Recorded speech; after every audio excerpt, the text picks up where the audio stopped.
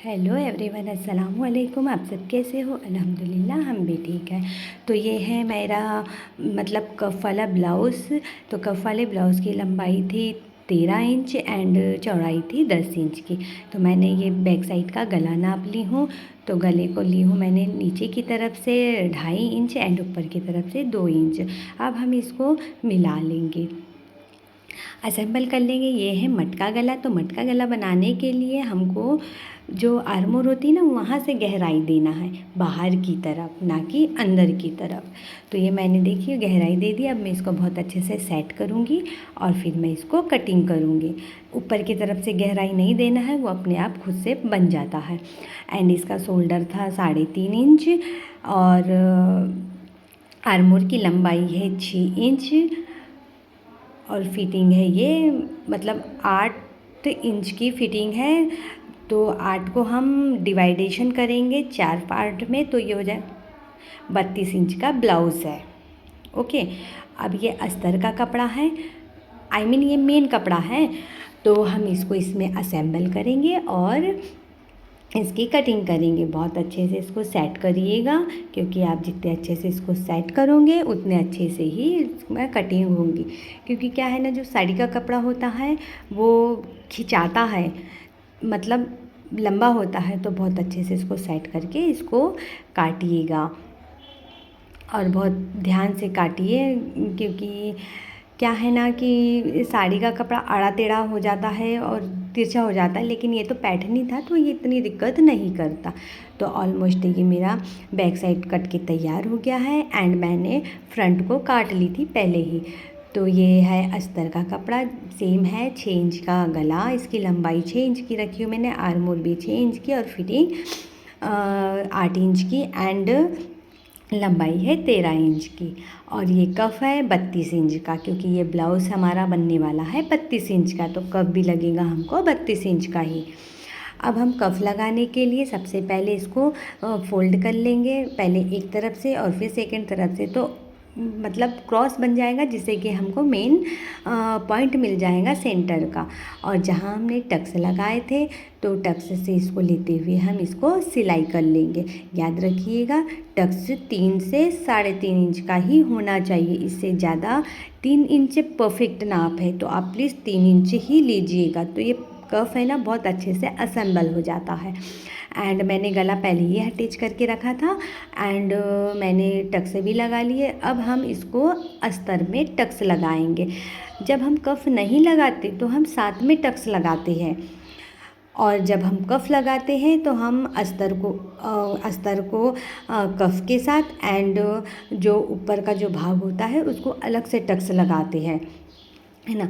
अब जो निचला वाला खुला भाग था उसको हम सिलाई लगा के कवर कर लेंगे।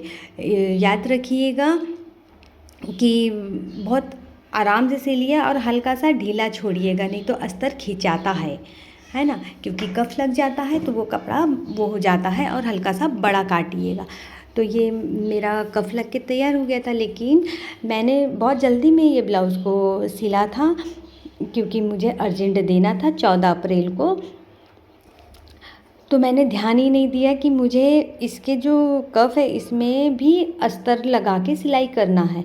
फिर मैंने पूरा सिलाई को खोली और फिर मैंने कफ लगाई। देखिए अभी तो आप पूरा सफ़ेद सफ़ेद दिख रहा है, बहुत गंदा लग रहा था।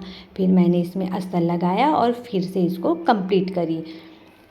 तो प्लीज़ आप ये गलती मत करिएगा, पहले देख लीजिएगा, क्योंकि मैं बहुत जल्दी में थी तो मैंने इसको नोटिस नहीं करा था। तो ये बनके तैयार हो गया है। हल्का सा नीचे वो आ रहा था, लेकिन जब मैंने उसकी फिटिंग मारी तो कंप्लीट हो गया। अब हम बैक साइड को तैयार करेंगे। तो ये मैंने फिटिंग लगा ली हूँ और टक्स सेम वही मेथड है, 3 से 3.5 इंच का।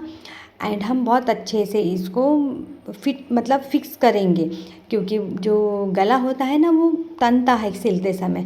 और याद रखिएगा आप दूसरे एजेस पे पिन ज़रूर लगाइएगा, पिन हो या अल्पिन हो जो भी, जिससे कि हमको पता चल जाता है कि हमको यहाँ तक के कपड़े को रिकवर करना है ना। तो फिर मैंने इसको कंप्लीट सिलाई लगा ली। तो ये देखिए कपड़ा फिक्स बैठ गया एंड ये निचले हिस्से को भी हम सिलाई लगा लेंगे। तो यदि आप नहीं पलटाना चाहते तो आप इसमें पट्टी लगाकर तुरपाई भी मार सकते हैं, लेकिन ये बहुत ही आसान सा तरीका होता है ब्लाउज़ सिलने का। और हम इसमें कट लगा लेंगे। कट लगाने का रीज़न ये होता है कि जब हम कपड़े को पलटाते हैं तो बहुत आसानी से वो पलट जाता है और उसमें खिंचाव सा नहीं होता।